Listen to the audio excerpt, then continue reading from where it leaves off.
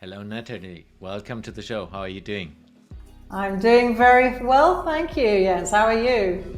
I'm also great. Great to have you. Thank Looking you. forward to explore the human part of innovation because we explored that we have so many things in common. I'm foreseeing an interesting conversation. Let's say it like that. Absolutely. So, one of the fascinating things while researching what you do and how you do things was you have an incredible confidence. How did you get to the confidence you kind of show in how you are and who you are today um, over the last years, and how did you get there? Wow. Wow, what a question. That's a real opener. Oh, yeah. Well, I think you do have to go back to childhood. I had a very eclectic upbringing. My parents were sort of travelers and speakers, international itinerant speakers. So I grew up with a very sort of big global outlook on life. And also, I started doing public speaking at a very young age. I think I was about 8 or 9 years old. So I used to be out on the streets doing public speaking and things like that. So I grew up with that sense of mission, I suppose, and also communication and engaging people, and I could see that in doing that you could really affect people's lives, particularly with the spoken word, but also the written word as well. So yeah, I would say my parents probably have a lot to do with my confidence, and having parents that were very curious, very open-minded, and still are. They're in their late 80s now. They're still very open to life. They're very curious explorers, and so I grew up like that. That was my way of seeing the world. What brought you into the realm of people driven innovation and the connection of innovative ways of working and connecting that to the people? Well, I suppose that sort of grew out of some of the jobs that I did. So when I left, I travelled first for 5 years before I went to university. And so I was in my early 20s when I went to university, and I studied politics as my first degree. And then I did a master's in economics and development economics and social psychology. So that really got me interested in not just the psychology of the individual mind, but the psychology of the social space, if you like. And one of my first jobs after graduating from that master's degree was working in a small boutique consultancy practice, looking at how new markets were emerging for education, educational markets, and how technology was shaping education, how people learn. So I suppose I got very interested and very involved from both the psychological perspective of people and the change that is happening, particularly in terms of how technology is driving a lot of change. And then I had a number of other roles after that, but it was the particular role that I suppose was a catalyst for me moving into setting up my own business and developing all of the intellectual property that I've created around the six eyes, etc. Is I was a design thinking facilitator. So I would work with big brands that were looking to create new products, new services for their customers. And we would do wonderful research that would always engage both the consumer or the business user and the client, as in they really enjoyed the whole process. And we would create, these very human-centered different types of products and services, or at least concepts for them. But what I found was that when those ideas went back into the organization, a lot of the time they would get lost. And that started me really thinking, what is the barrier to ideas? Why is it that we can get ideas a lot of the time? They can be, actually, some of them can be very good ideas, but but a lot of them die. They die in that graveyard of ideas. And that really got me in, that became a bridge, I suppose, into really thinking about how important people are to the innovation journey itself. And also those social spaces that I was talking about earlier, culture, leadership, management, all these functions that create the space in which we collaborate, which we work, which we make things happen. If we dive a little deeper into the graveyard of the ideas, how important is leadership as part of that? Absolutely fundamental. I think this is often the sad thing, and I see this time and time again, that even when you think about setting up, say, some sort of innovation program, or get an incubator inside your organization to be, to set up, to create new things, or you try to rally people and infuse them to become more innovative. And then you find a lot of the times things can start, and I expect you've had this sort of experience as well. You start a lot of these things, and then leaders will decide, actually, we've done that, let's tick that box, let's move on to something else. And all of that energy, that enthusiasm, that sort of drive of people's engagement just dissipates. And a lot of the ideas are not managed in any particular way. So there's no proper idea flow, there's no innovation management processes in place. It's all sort of left a bit up to chance. And then people wonder why they get a bit disheartened when they're thinking about, well, why aren't we more innovative? So I think leadership is fundamental for creating the environment, the space for innovation to really, really flourish. And and I think you can spend all the time you like doing design thinking, doing having creativity, creating lots of ideas. But unless you back ideas, unless you resource things properly, unless you actually put systems and processes in place to manage ideas, then a lot of it doesn't go anywhere. You waste your time. So yes, that's how I would answer that one. Yeah. Taking this to the next level, what do you believe we need to change in maybe the ordinary leadership development process in organizations, but also the educational part of, let's say, the people who are right now studying or starting their first jobs, being in the trenches? What do we need to change to get them to be better leaders in the future? Well, I think it's a bit like innovating. We can read lots of textbooks on it. I've written a book on it. I mean, we can read and we can write around innovation, but at the end of the day, you've got to do it. I think you've got to get your hands dirty and you've got to have a go. And I think it's the same with leadership. We can sort of read about leadership and different styles of leadership. And, I teach and I work with leaders. So absolutely, I think it's fantastic to have that. But I think that we need more hands-on exposure to doing things, to leading things. And maybe as people are progressing and developing leadership skills, having more mentoring support with people who have actually done that, been in the trenches a bit more, that can support in the real world of work. So it's not some sort of abstract concept that you learn about and then you're really trying to apply it, but really, getting involved in leading people. I think that's the best way. And going back to my childhood, I remember I was setting up and leading things from a very young age. I had the gym club, I had this club, I had a library going at the age of 5. I was always an entrepreneur. I was always wanting to start things and get things going. And I think that's where you learn. You just got to get out there and actually try to learn how to lead.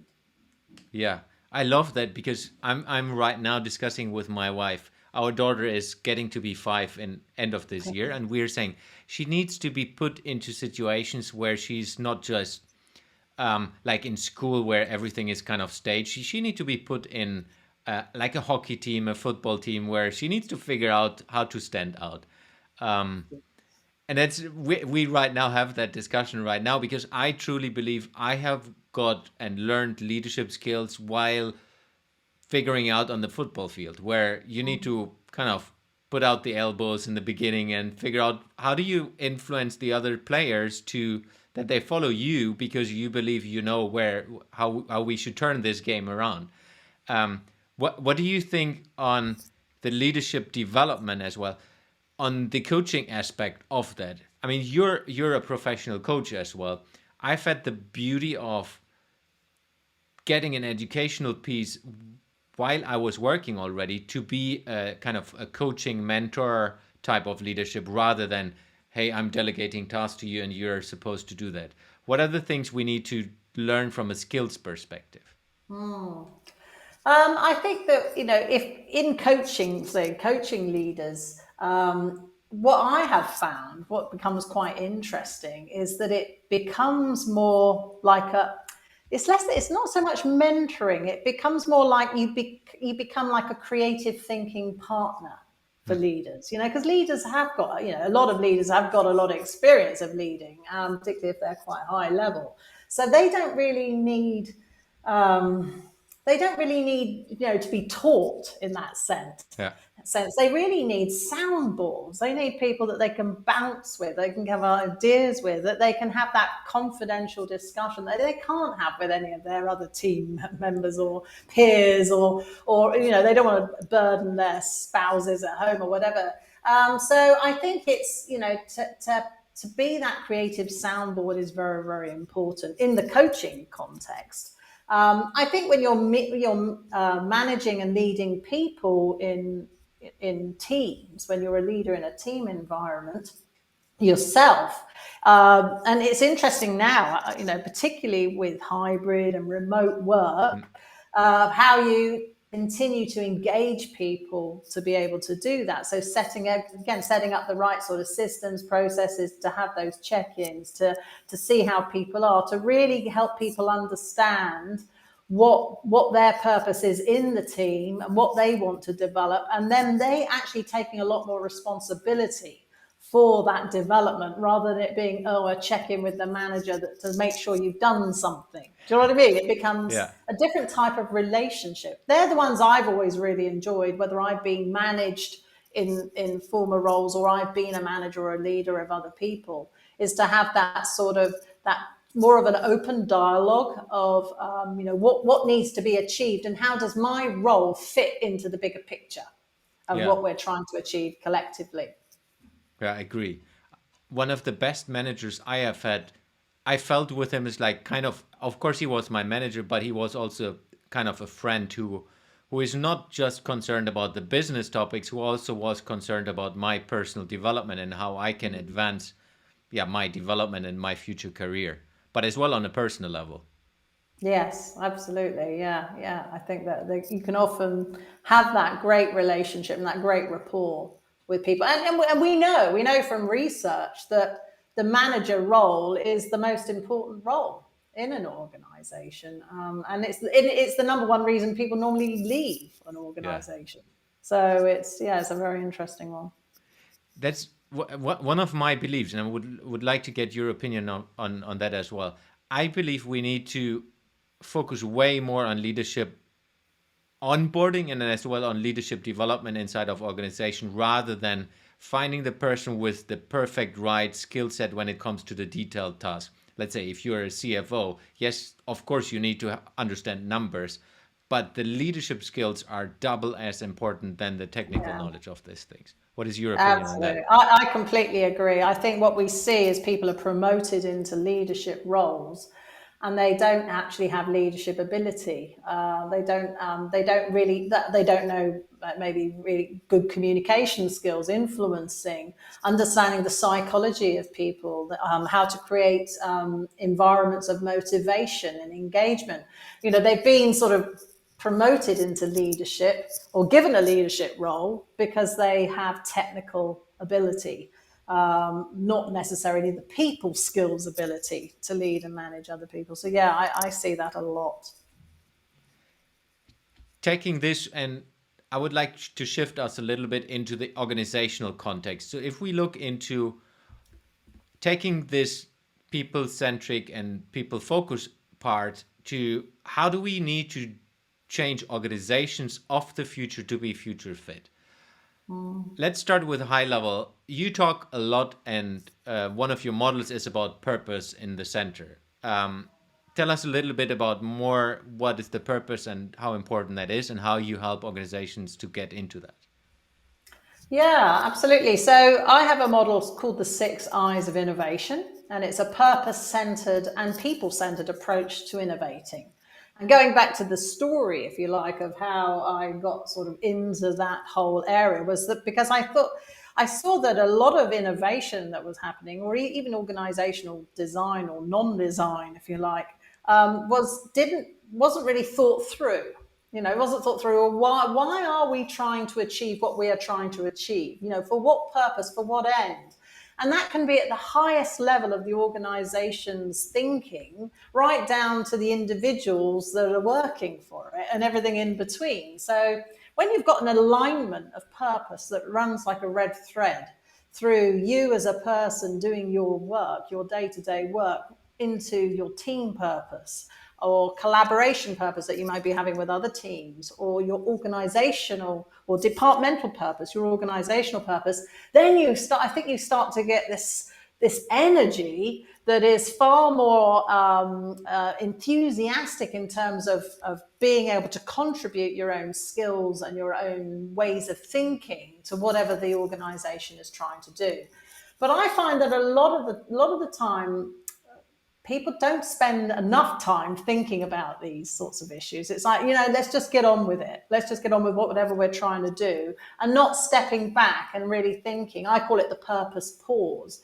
Stepping back and really thinking about, why am I doing what I am doing and for what end? And if we want to take it to the highest level, is what I am trying to create going to have a positive effect on people, on planet, sustainability, on all the things that we know are so, so important? We don't want to be just doing any old thing these days, or creating innovation that actually doesn't have a real positive outcome. So that's really sort of the purpose area that I think we're seeing it becoming more and more important. But when I started talking about it years ago, people were not talking about this at all. But it's still there, isn't it? I mean, people are now saying, oh yeah, purpose is really important. What's purpose about? Yeah. I've had the beauty to work with a couple of young entrepreneurs and students, and looking into the future, these are all the future leaders of organizations. And what I found out that for them all throughout, purpose is one of the most important deciding factors of what they're choosing to do and which company they're willing to work for. Yeah, absolutely. Because you want your life to have meaning. Ultimately, you want to feel, is what I'm doing having, that whole Steve Jobs thing, the dent in the universe, is it actually, am I significant? Am I significant? Is my life significant? Is what I'm doing significant? And I think even since COVID as well, that's really escalated, people's sense of significance. Is my work a significant thing? Am I just doing it? Am I just going through the sort of the motions, or am I actually feeling that sense of connection? And I think a lot of younger people, that's even higher these days. Yeah. And I think there are two parts of that, at least in my eyes. One thing is like, how do you see yourself in this world? And the other thing is, how do you feel part of that universe if we talk about the corporation? How do you feel part taken care of as well? Does the organization show and live the purpose? Or is it just kind of words on the wall like in some companies still is? Yeah. And then on a personal level, how can you contribute to support that purpose going forward? Yeah, absolutely. Like a mutuality of relationship. And I think, companies that are starting to grapple with these complexities. And it's interesting. We were doing some work with a company where they had really put empathy, wellness, and innovation as their top 3 areas that they wanted to develop their leaders around, to really build empathic leadership, to build leaders that really took care of the well-being of their people, and also who promoted innovation as well. So, I think we're starting to see these pockets of different types of thinking without it, that the old school of organizational life, very much about just driving people into the ground to get stuff done and maybe COVID's helped with that too. Yeah. Mental health has become a huge issue, hasn't it? Well-being and personal space. So many things have now shifted that I think engaging and motivating and leading other people, we have to look at people as humans. We have to look at them not just as worker bees, but as humans, as people coming into the workplace to do things together.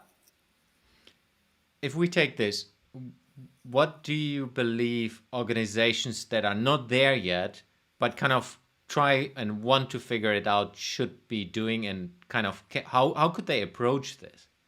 I think, some of the things that you can do is to spend a little bit more time really understanding people, as in understanding the different types of motivation, the drive, the different types of psychological ways that people engage with work, personality. I think things to start to really develop the psychological intelligence of leaders.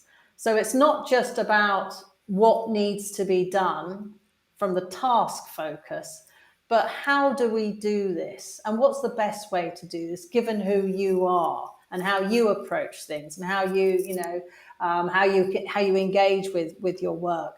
I think if we start to think a little bit more like that, then we'll get better results for a start, because people will be far more engaged in that process and in that dialogue than just it being a whole list of activities that they've got to get through to get to an outcome. And I think that the results orientation is still there. It's not that goes away, but it's how we do it. I think it's how we have those conversations, how to be more present to people, listening to people. The whole raft of communication skills, which we often call the soft skills, which are in fact the hardest skills. To really be present, to really listen to someone and hear what they're saying, these are the things I think that we really need to raise up as in importance.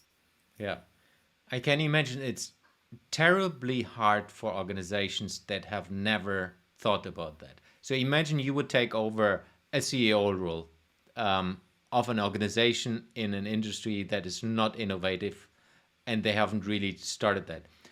How to work with the different layers of an organization to get the spark into the right direction. Yeah, absolutely. Well, I think, with a lot of organizations, it's always going to start with the top team, isn't it? The top leadership team, how they work, how they actually function together, how they even respect each other and work together, how they have honest dialogue. If you're not actually really having that in your own DNA as a leadership team, it's very hard then to expect anything to roll down through your organization. It can just become a rhetoric, we should be like that, but actually our behavior is completely different to what we may say or may write down. So I think, really thinking through, what is it that you value and what is it that you really want, how you want the organization to be, and what type of culture you really want to create. What does that look like?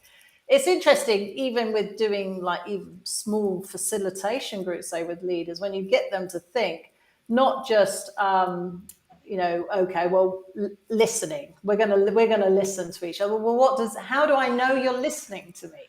You know, what's the behavior? What does it look like? Well, everyone is on their mobile phone or looking at something else, and there isn't hardly any listening going on.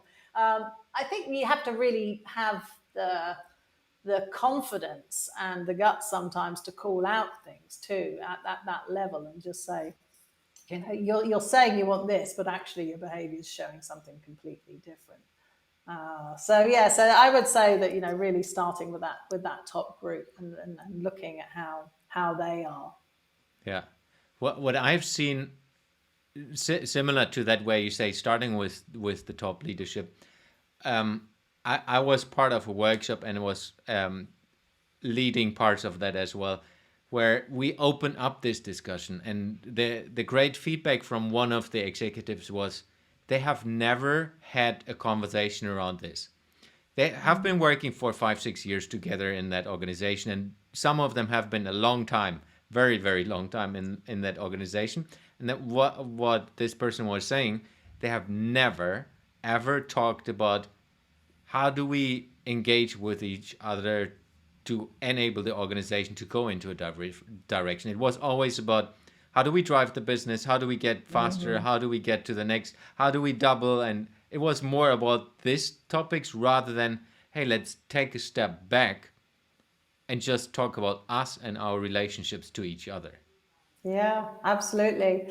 Likewise, I can remember facilitating a number of leadership retreats and getting people to spend some time with each other, like moving around, so they'd have like 10-15 minutes with each other to have that conversation, and they weren't allowed to butt in. They weren't allowed to sort of to confront back. It was more, well, what do you need from me in order for you to do your work more effectively and for us to have a better relation? And they were forced to just to listen and take notes down, and then swap over and then move around. And that's very powerful, because actually people afterwards are just like, wow, I never even realized all of that. I never realized that I was having that impact on someone, or the effect of my way of working, how it was impacting somebody else. You mentioned the retreats. Tell me more about the retreats you're doing. Yeah, so I a few years ago, I was actually having a conversation with a very good friend of mine, and in London, and we were just talking about women's executive education, and just saying that that so much of it, going back to education, was just so formulaic, and it's all very a lot of it very theoretical, and a lot of the women that I was meeting, sort of my sort of peers who are in leadership roles, a lot of them were in corporates.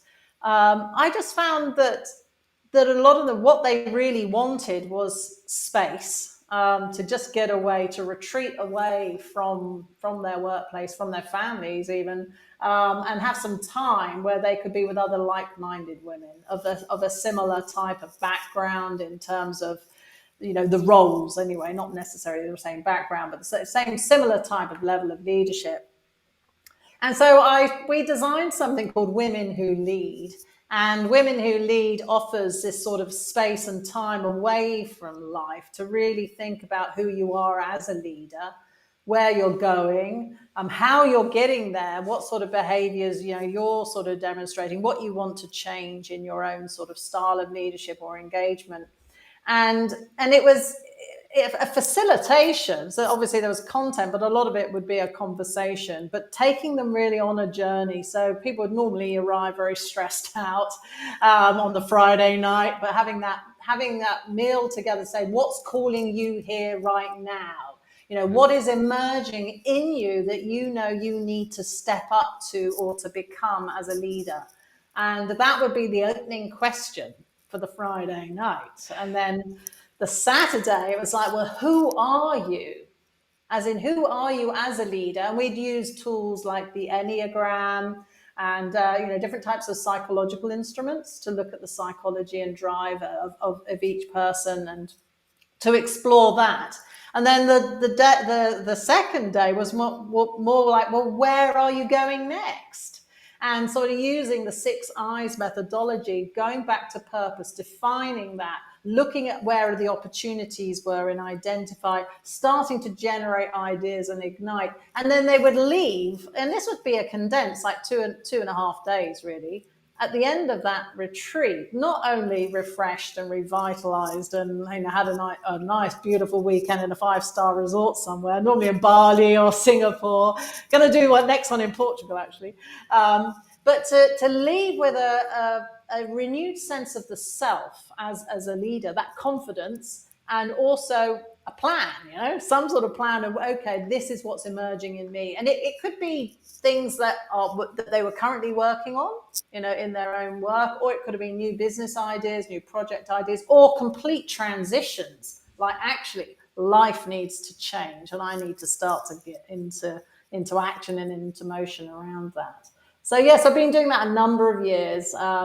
Leadership retreats for women, and also master classes around communication, influencing skills, confidence building, and one-to-one coaching. Talking about retreats, I mean, there's a lot, and you have highlighted that the personal aspect and kind of the life perspective of it, and the importance of taking time for yourself. How do you see this evolving as well from a business and leadership context? Is this growing, or is it kind of just because I focus on these topics, growing?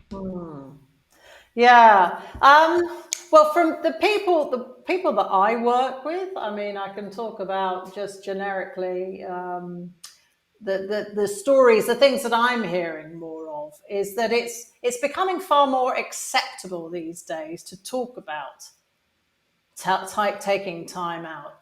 But I also find that, particularly in coaching, that you do have to encourage people to say, what are your wellness structures in place that enable you to show up the best that you can show up?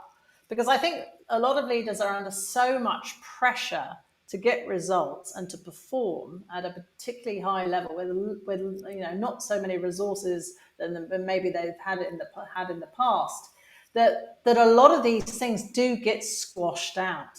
Yeah. They become nice to have rather than fundamental foundations for showing up in the world and doing great work. So I think that there's a bit of a lot of tension actually around this particular subject, and its importance is growing, but the pressure is growing. So it's like it becomes even more important, but the pressure is so high for a lot of people that they find, well, I don't have the time. Is often the thing. I don't have the time to actually think about myself and make sure I'm okay. But then at the same time, how are you going to turn up and be able to be empathic and lead from presence and be there for people if you're not even there for yourself? So yeah, I think it's a real dilemma. I see this a lot, and even with myself, when I'm coaching someone and I'm not well with myself, I'm in stress, I haven't taken care, haven't properly slept, maybe haven't done the sports I normally do, and all these kind of things, then you're not up to your game as well. So, working then with leaders, I agree, it's super important to be able to take the time for yourself and as well focus on this. What I see in between as well, that some of the leaders lose their confidence because of the pressure. You're just getting told, hey, you need to perform better, better, better, better. And it's not about appreciate the moment where you're in and really celebrate. These are all basic things, but it's at least what I see right now, that's not the norm anymore. That's like, yeah, you can celebrate like 2 minutes and then let's go back to work. How do you see that? Yeah. I think it becomes very compartmentalized. I think that's often the problem. And also people having to find that it's like that, there's a rise, isn't there? Like, even if we think of apps like Headspace, it's now gone into the corporate world. You can have Headspace as a corporate. I don't know how many people are using it actively at work, but obviously it's entered that type of domain. So there must be an appetite, or at least people are starting to realise the importance of well-being and mental health and mindfulness. It's not just about mental health, it's about mindfulness. It's about living a mindful life, about being aware of your own interiority, and how that's affecting your decision making, being able to observe your thoughts and being able to sort of, just take that breath and to be able to step back. So it is both having a practice, I think, having a leadership practice, but also then that spilling out into your into how you work and how you know, show up with other people. I think if you have that, then you're far more likely to show up in a particular way that is grounded for you and positive for other people than if you don't have that. So I think, you know, having these discussions and really encouraging people to find something that works for them. I think that's another thing. It's not a uniform answer. You know, some people, you know, love to practice meditation. Other people might like to go out for a long walk and be on their own, you know, in the tree, you know, in the forest. You know, Yeah. Other people might have a swim, or, you know, go and play squash and just smash the stress out on the squash court. But I think we have to find something that it gives us that outlet and gives us that way of being able to see ourselves and to stand back from ourselves. Yeah, and looping that back to the organizational challenges, an organization in the future, and I think already today, need to cater for that, Yeah. enabling people to do that.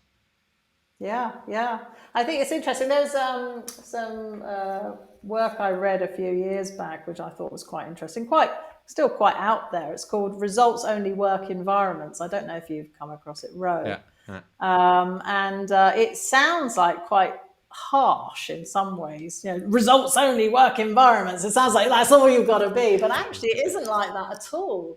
It's a completely different way of contracting people.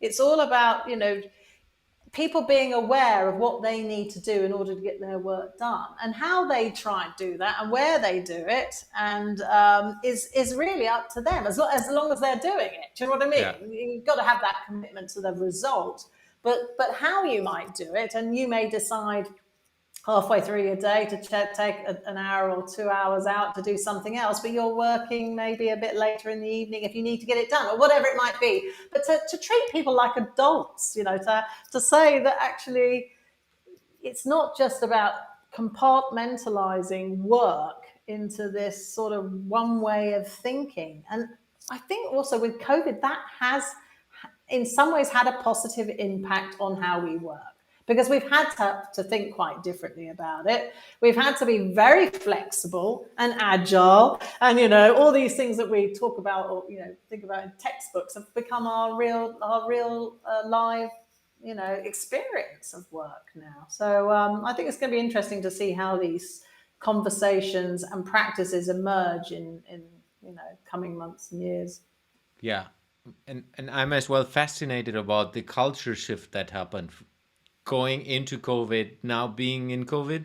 And it's kind of, you see it with the big tech companies, but even the smaller companies. I've seen both extremes. Some companies saying, we never go back to the office. We don't rent any space anymore. And then the other extreme organization who say, you have to come back to the office. And what, for me, is not just on these topics, but it's more, what does that make to the culture? Everyone Yeah. working at home, isolated, and of course connected to digital screens. And now you need to go back, and you're forced to go back. And how does that feel to go back? Yeah, absolutely. I think it was, I heard on some webinar, you know, they're saying that the office is the new off-site. You know, yeah, thinking about the office as somewhere where you go for collaboration of a particular type, face-to-face collaboration or meeting with people, maybe less transaction. Why do we all have to sit together next to each other at desks, not talking to anyone, you know, just producing? You're far more effective if you've got the space at home. I mean, some people don't have the space at home to just shut your own door and do production type work that, you know, where you need a quiet place to think and things like that. So the whole world of work, I think, is really up for innovation right now. And it's interesting, isn't it, that for years before even COVID hit, you know, a lot of thinkers and we're in this space, we were all saying, management, leadership, culture, ways of working, this is the next frontier. Yeah. This is the next frontier of innovation, because it's harder to replicate, it's harder to copy. You know, like products, you can copy them. You know, competitors can quickly sort of get up to speed or whatever, take what you've got. But actually copying your culture, your ways of working, what you create as an environment that actually brings the best out of people is a far harder thing to replicate or to copy. So I think, yeah, this is a very, very emerging space and a really interesting space. And it's been forced, a lot of this change has been forced, but people want to go back to something that actually has now evolved. And so there's resistance. Some people might be dying to get back into an office space. Other people are like, actually, I've got a new way of working now. I'm around a bit more with my kids, or I can go and do errands when I need to. The whole thing has shifted. So to try to sort of straitjacket things back into an old way, an old model, I don't think is really going to serve any great purpose. Yeah, I agree. It's really about reinventing. Like there are a lot of programs kind of reinventing the workplace, reinventing, let's go back to the office. And I think it's really using that opportunity to say, what is our competitive advantage with using that culture which we have formed over the pandemic and taking it to the next levels. But it requires, in my eyes at least, it requires work and focus on these topics, not just say, yeah, let's go back to work and let's do a change management process around it. It's really about this, for me, is if you do it well, like you said, the focus on the humans, taking it to the next level is now an opportunity to say, hey, how can we use this as competitive advantage, catapulting our business to the next level? Yeah, absolutely. And thinking, what is the work that needs to be done? What's the best place for that work to be done? Exactly. And what's the best way for the work, how to do that work? And every time the answer might be a little bit different depending on what it is you're actually trying to do. This whole concept of work being a place rather than something that you're actually trying to achieve, with other people, it has to shift. I mean, it's just. Yeah.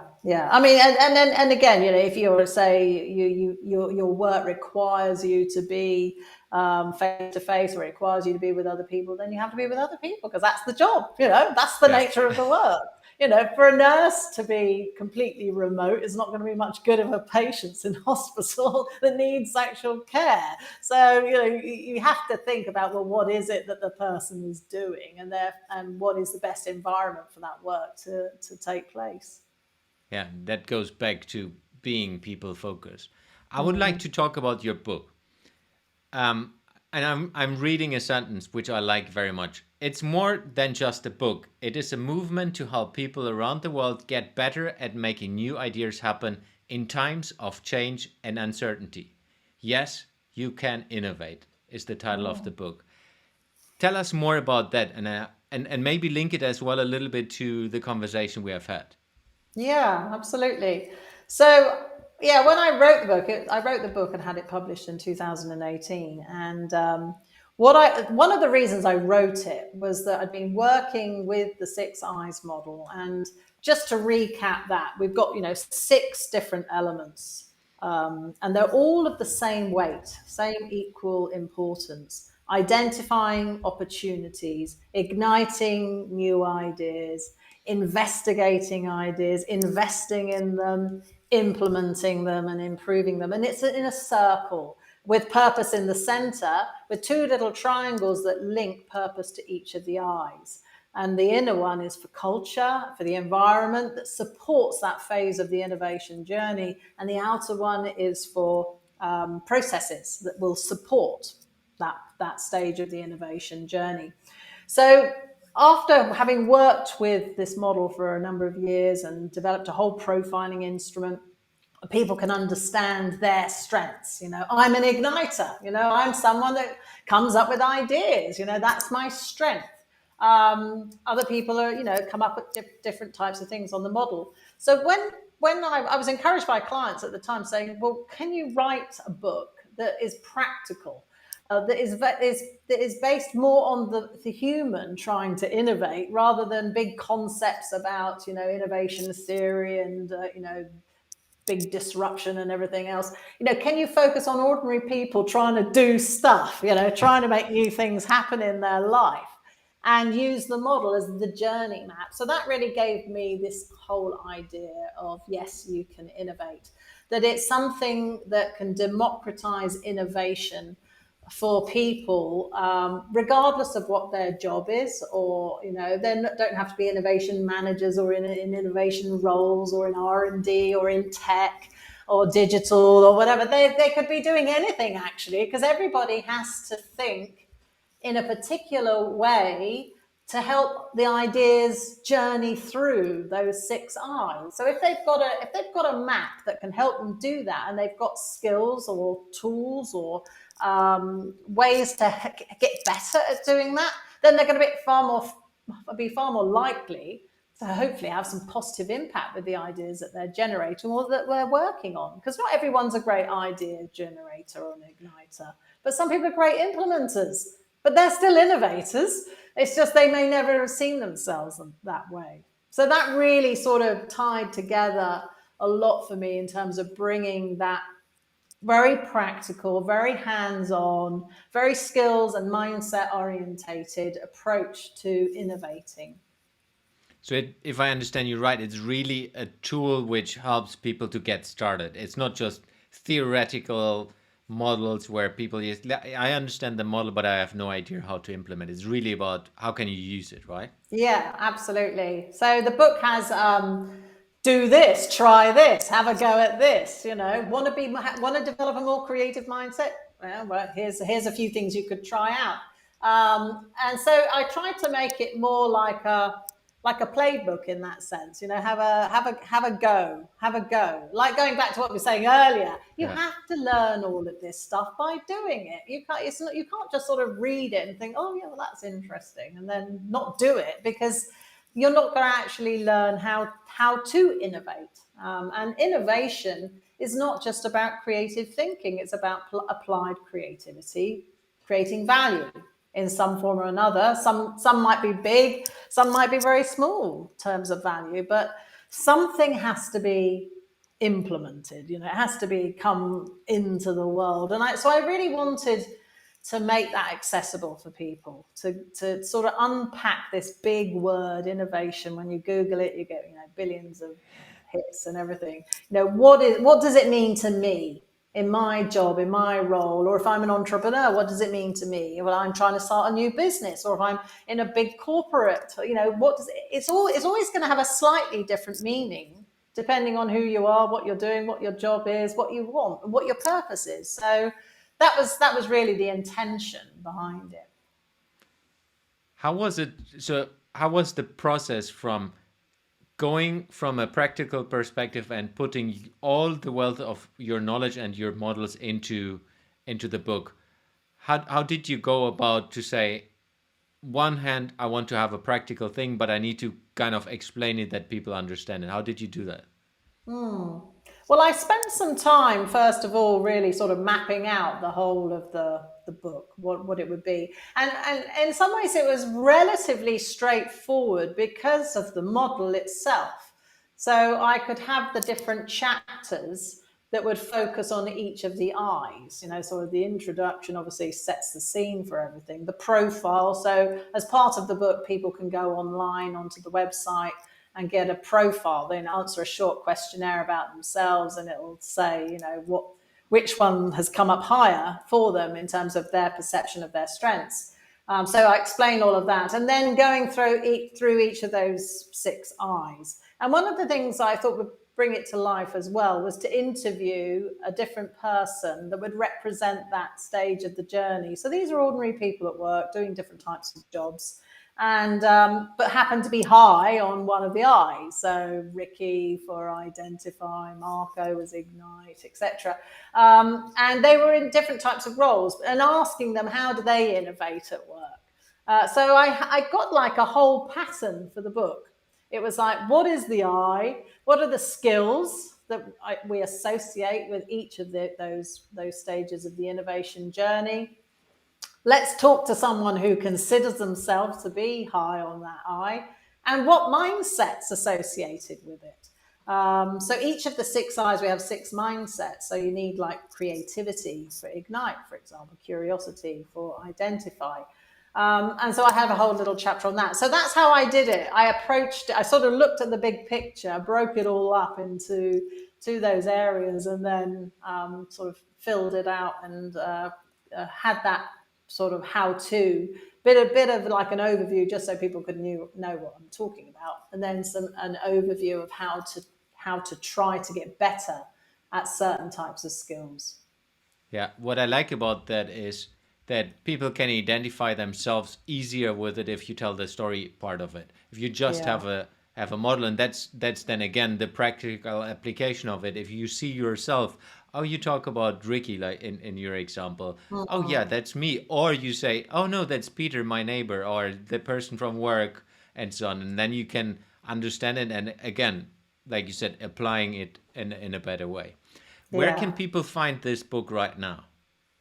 Well, the book is available on Amazon. Well, all online sort of booksellers selling it. It's still in some bookshops, but if it isn't, you can always order it from a bookshop. It's available both in ebook, on Kindle, and also a physical copy of the book as well. Yeah. So, and actually, Pearson, the publishers in London, have now created they've got a partnership with a company called Vital Source Platform. It's like an e-reader company. So we now can buy codes. So when companies want to do big events and we want hundreds of books, we can buy codes for the staff, and then they can send the codes off to people, and they can download it on an e-reader. So yeah, different ways to access it. And if I have research right, it's available in different languages. It's actually available in Chinese and in Arabic now. So yes, that's very exciting. That's cool. Yeah, yeah.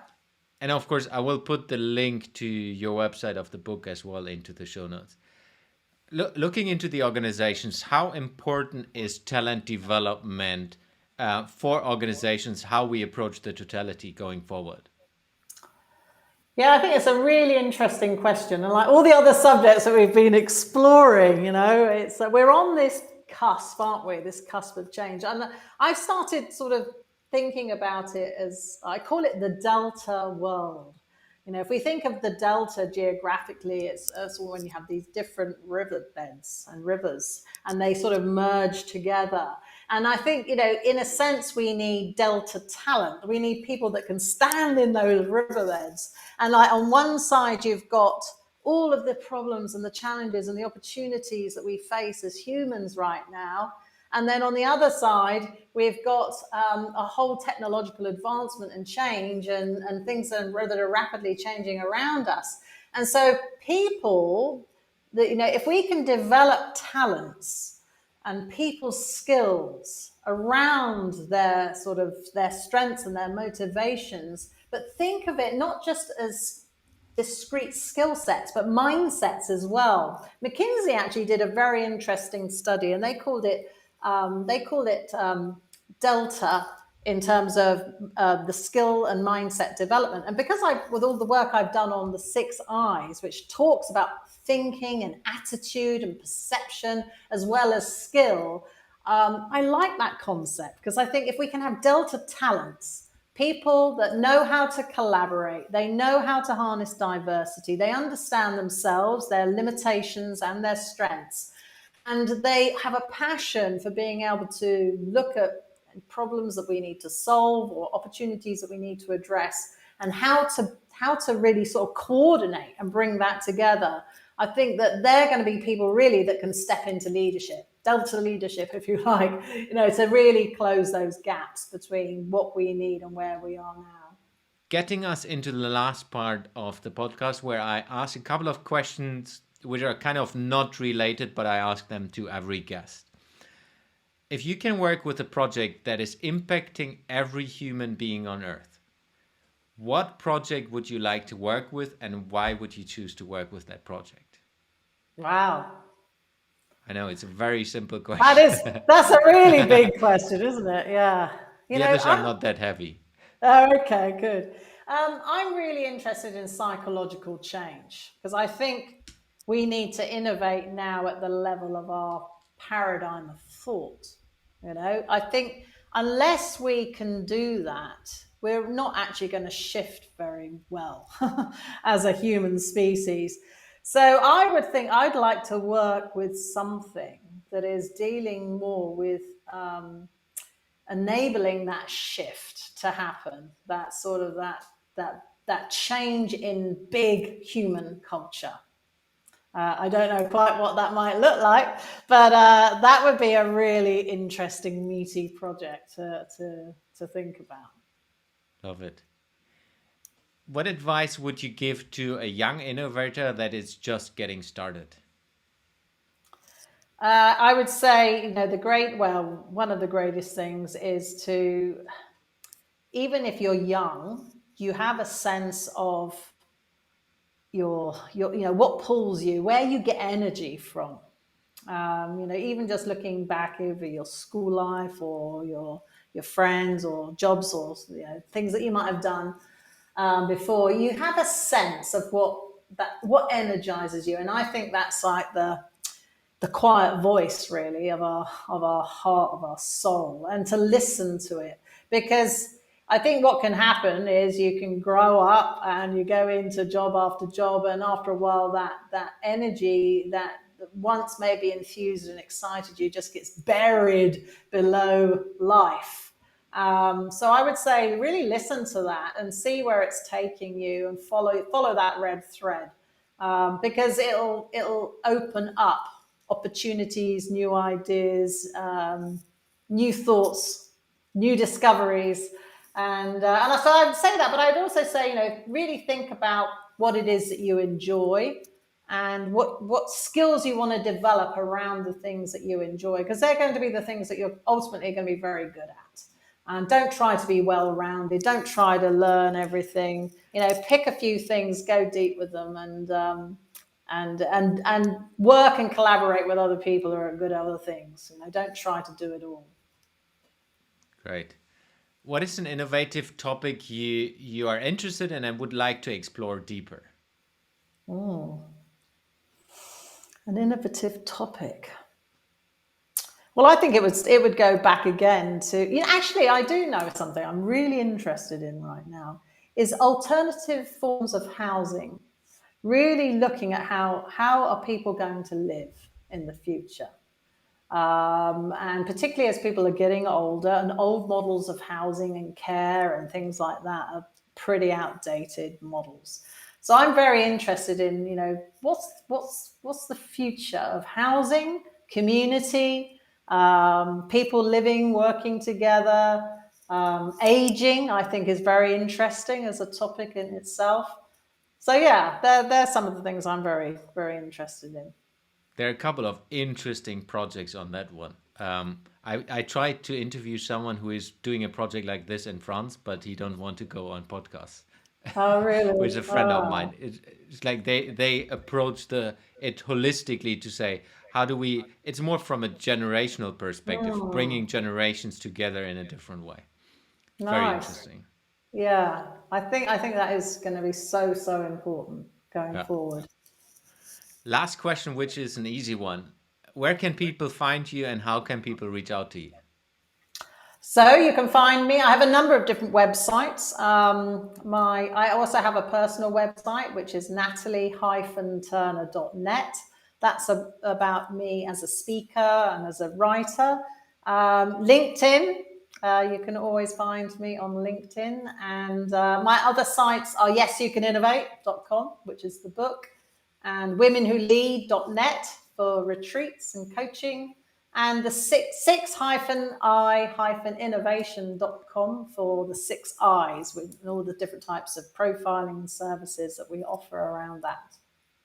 Yes, and of course, all of these links will be in the show notes for everyone to click through it straight away. Natalie, thank you very much. It was a pleasure to have you on the show. Thank you. Thanks for listening to today's episode. You will find the links and resources in the show notes of this episode. If you would like to support the podcast, the most impactful thing you can do is subscribing to the show on any of the podcasting platforms and give me a review. This will help me to reach more innovators around the world and bring some of you into the show. If you have any question to the guest or want to engage with me, feel free to reach out to me on social media and contact me there.